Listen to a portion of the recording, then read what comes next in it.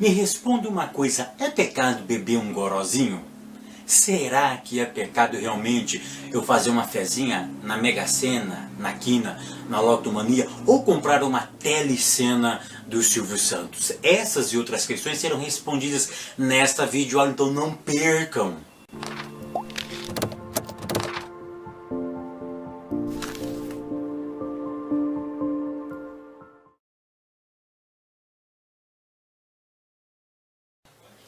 A paz, queridos, que bom estarmos aqui novamente no nosso programa semanal da Escola Bíblica Dominical. Quem não me conhece, eu sou o professor Fábio Segantin e estamos aqui para dar continuidade à nossa série de estudos bíblicos baseado no tema Os Valores Cristãos. E hoje chegamos à lição de número 11. A lição de número 11 tem como título Ética Cristã, Vícios e Jogos. É isso mesmo.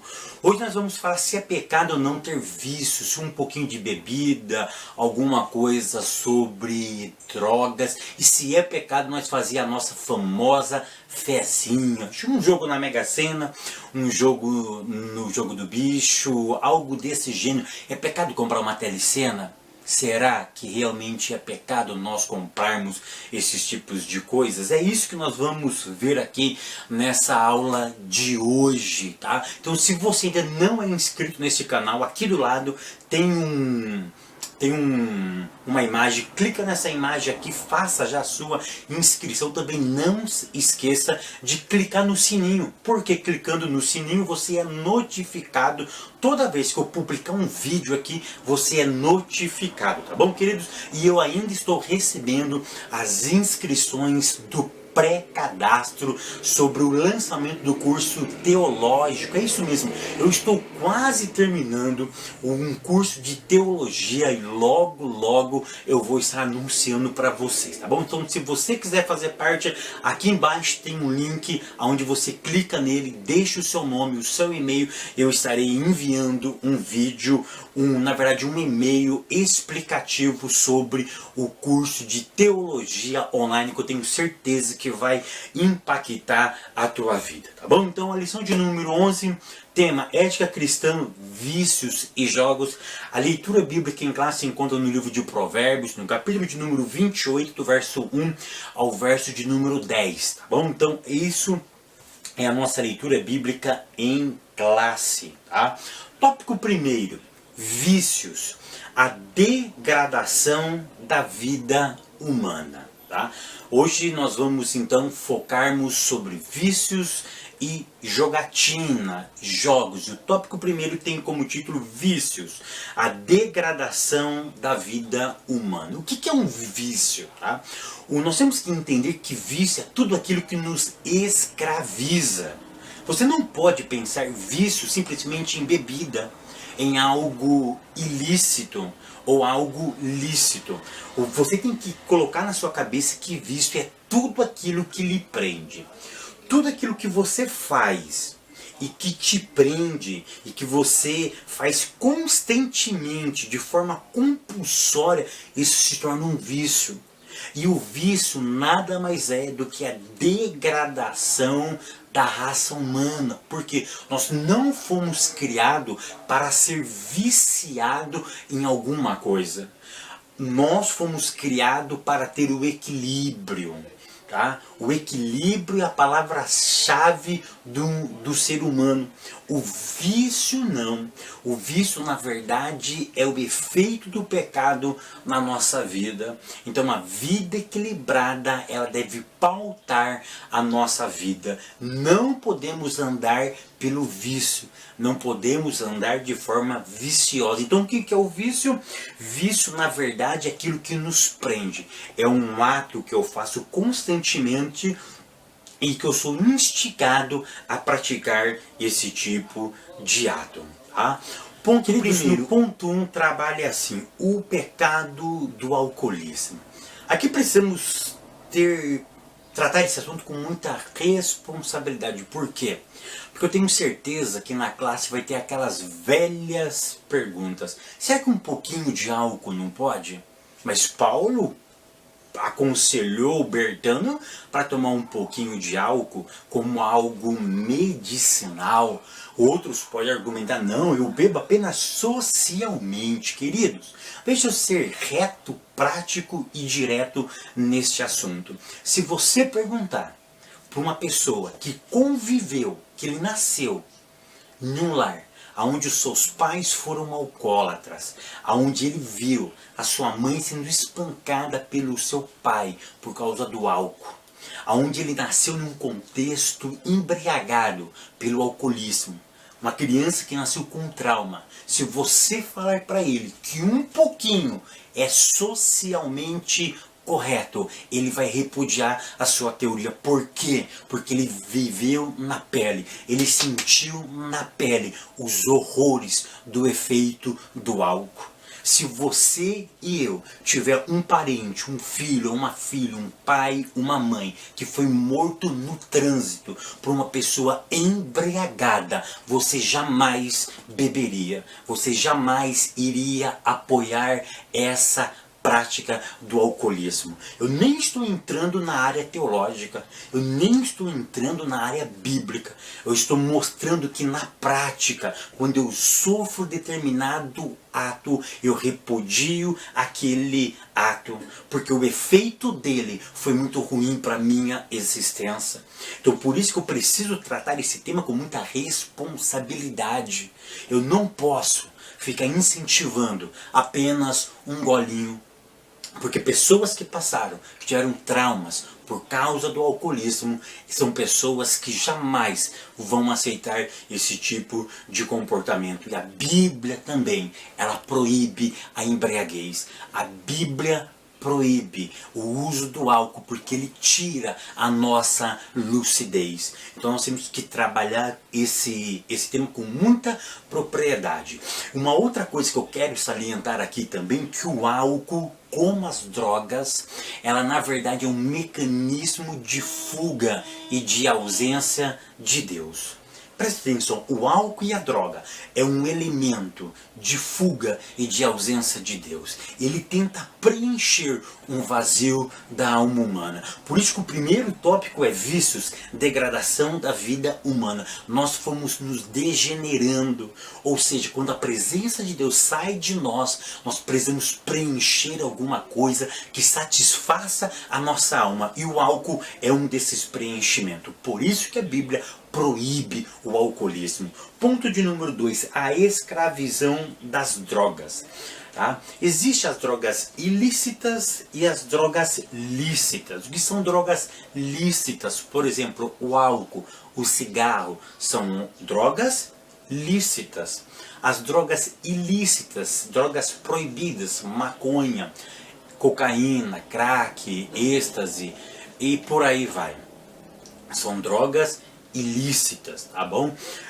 O que eu preciso trabalhar aqui, que claro que o número é muito pequeno, mas você sabia que tem pessoas que frequentam igrejas, que participam de grupos e usam drogas, são dependentes químicos? Eu já tive experiência com pessoas desse tipo, pessoas que cantavam em mocidade e eram usuários de drogas. É claro que o número é muito pequeno, mas ainda existe. E a igreja, nós precisamos combater, precisamos educar o nosso povo de que isso ainda é pecado. Porque eu conversando com essa pessoa, ele dizia: Fábio, eu sou uma pessoa trabalhador. Ele era trabalhador mesmo. Era uma pessoa que trabalhava honestamente. Ele nunca tinha cometido um furto, nunca tinha roubado. Ele falava: eu trabalho para sustentar o meu vício. Como tem pessoas que bebem, que fumam, eu tenho o vício do meu cigarro de maconha. E eu gosto de ir na igreja, eu gosto de cantar, eu gosto de estar presente juntamente com os irmãos. Mas eu ainda não consegui me libertar disso. E ele entendia que isso não afetava a vida espiritual dele. Tá? Então olha como é complexo isso aí. O que nós precisamos entender que esse uso dessa droga, na verdade, é a ausência de uma plenitude com Deus. É uma fuga que ele precisa recorrer, porque ele está sentindo um vazio do Espírito Santo de Deus na vida dele. Tá? E E nós precisamos também informar que a droga ela tem destruído, devastado inúmeras pessoas. Por isso eu volto a dizer, uma pessoa que teve na família, ou tem na família, problemas de álcool e de droga, ele vai repudiar eternamente esses dois elementos, tá bom? Tópico de número 2. Queridos, no tópico 2 nós vamos entrar nos jogos de azar. Tópico 2. Jogos de azar, uma armadilha para a família. Ponto 1. A ilusão do ganho fácil. Quem não quer ganhar dinheiro fácil? Se você souber, você me fala que eu também quero ganhar uns troquinhos e de forma fácil. Mas cá entre nós, isso é um mundo de ilusão. Não existe dinheiro fácil. Tá? Não existe dinheiro fácil. Todo tipo de dinheiro ele é difícil para ganhar. E você sabia que até para ganhar na loteria não é fácil? Porque se você olhar as estatísticas, é muito difícil. Eu concordo com você que é fácil escrever, mas é difícil ganhar. Então, na verdade, o jogo de azar, chamado jogo de azar, você sabia que o nome está errado? Não é jogo de azar. Por quê? Porque na verdade deveria se chamar jogo da sorte e não jogo de azar. Porque se você ganha R$1 milhão, você teve uma sorte danada, né? Não é jogo de azar isso daí, né? Mas brincadeiras à parte, o que nós precisamos entender é que o jogo de azar é um mundo de ilusão. Ou seja, por quê? Porque isso é no ser humano. Nós, seres humanos, temos a tendência de ter as coisas fáceis. Por exemplo, você não queria emagrecer de forma rápida e ligeira? Já viu essas propagandas? Emagreça 20 quilos em 7 dias. Isso é fácil. E todos nós queremos coisas fáceis. Tudo aquilo que é difícil, que você precisa planejar, que você precisa executar, que você precisa ter uma coisa de médio a longo prazo, geralmente nós não queremos, porque é complicado, é difícil, e nós somos tendenciosos a ter uma coisa fácil. Estudar não é difícil? Mas para eu ter conhecimento eu preciso estudar. Mas eu não quero passar 2, 3 horas estudando. Eu não quero ficar 40 minutos ouvindo o pastor Fábio Segante, porque isso é cansativo. Mas você consegue entender que para eu ter conhecimento eu preciso dedicar? Eu preciso demandar força? E isso não é fácil, isso é difícil para ter o conhecimento. É difícil para ter o conhecimento. Mas é aí que entra os jogos de azar. Uma promessa de uma vida fácil, ou melhor, de um dinheiro fácil. Mas na verdade isso é muito difícil de se conquistar. O ponto 2 fala assim: os males dos jogos na família. O grande problema do jogo de azar é que você pega uma parte do seu orçamento e deposita nesses tipos de jogos. E isso é um problema. Por quê? Porque se você não ganhou hoje, e se você quase ganhou hoje, o que você vai fazer? Você vai tirar um pouco mais do seu dinheiro, que era para a sua casa, e vai migrar para os jogos de azar. O que vai acontecer? Você vai ficar viciado. Você vai ficar uma prática contínua. E aí você vai tirar parte do seu orçamento para colocar naquilo que você acha que é fácil, mas não é fácil. E aquela sensação que você teve de que você quase ganhou, você vai investir um pouco mais. E na hora que você menos imagina, você está deixando de cuidar da sua própria casa e migrando o seu dinheiro para a tua casa, migrando para os jogos de azar. Aí vai trazer o quê? Briga dentro de casa, porque vai faltar o pão, vai faltar o leite, vai cortar uma energia, você vai ficar embriagado por tentar ganhar. Não, eu estou tentando ganhar a vida para nós. Eu estou tentando fazer alguma coisa para a nossa vida melhorar. Isso é ilusão. Isso é uma ilusão. A vida fácil, dinheiro fácil é uma ilusão. Então você migra o seu dinheiro para dentro da sua casa e joga ele para uma grande ilusão. O ponto 3 diz assim: as consequências para a saúde. A nossa revista, ela traz várias consequências de que o vício traz para a nossa saúde física. Isso mesmo, o vício ele nos prejudica, o vício nos tira sono, nos traz a insônia. O vício pode trazer a depressão para você, é isso mesmo. Porque você pode ficar depressivo? Porque se você não ganhou, você cria uma expectativa para aquilo, aquilo não acontece, você fica depressivo, aumenta a tua pressão, você fica ansioso, você fica histérico, ou seja, você começa a ter problemas de saúde. Ou seja, o seu corpo começa a receber reações químicas desse teu vício. E cá entre nós, isso é bom? Não é. Isso é prejudicial. Tá? Isso é prejudicial. O tópico 3 trabalha a seguinte ideia: vivamos uma vida sóbria, honesta e fiel a Deus. O tópico 3, ele vai trabalhar justamente a ideia da vida equilibrada. Tá? Uma vida equilibrada. E sabe uma coisa interessante você abordar aí na sua classe também? Que existe pessoas viciadas nos mais inúmeros tipos de coisa.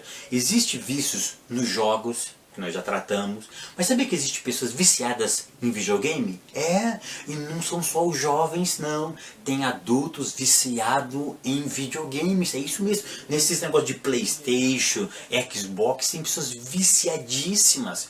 O meu filho, ele joga muito PlayStation. Ele acabou de me mostrar: pai, tem um rapaz aqui no jogo que ele já jogou 2.900 horas. Eu falei: então esse cara não trabalha. Esse cara é um vagabundo, esse cara é um desocupado da vida, um cara que fica jogando 2.900 horas, não tem o que fazer da vida. Ou seja, ele não procura emprego, ele não deve fazer nada na vida, a não ser jogar videogame. Então você percebe que isso prejudica. Existem pessoas viciadas no WhatsApp, viciada nas mídias sociais. Isso é um problema seríssimo, querido.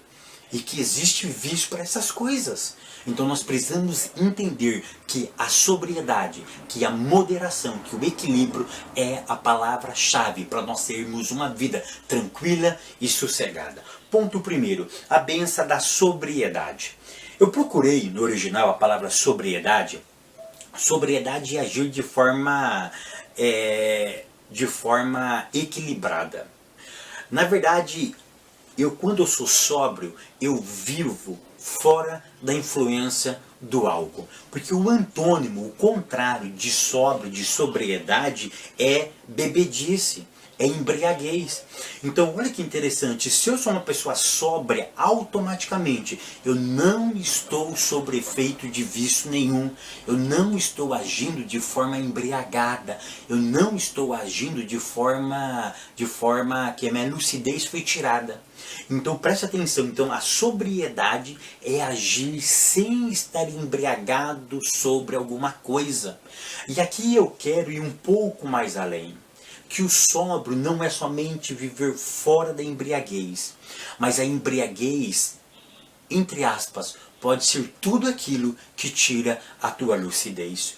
Tudo aquilo que tira a tua lucidez, que tira a tua razão, está te embriagando. E a Bíblia proíbe esse tipo de coisa. Eu não posso viver embriagado, entre aspas, com nada desta vida, a não ser a me embriagar, a me encher do Santo Espírito de Deus. Que é isso que Paulo diz em Efésios 5, verso 18. Eu não posso me embriagar com qualquer coisa, eu preciso encher a minha vida com o Santo Espírito de Deus. O ponto 2 diz assim: honestidade e fidelidade.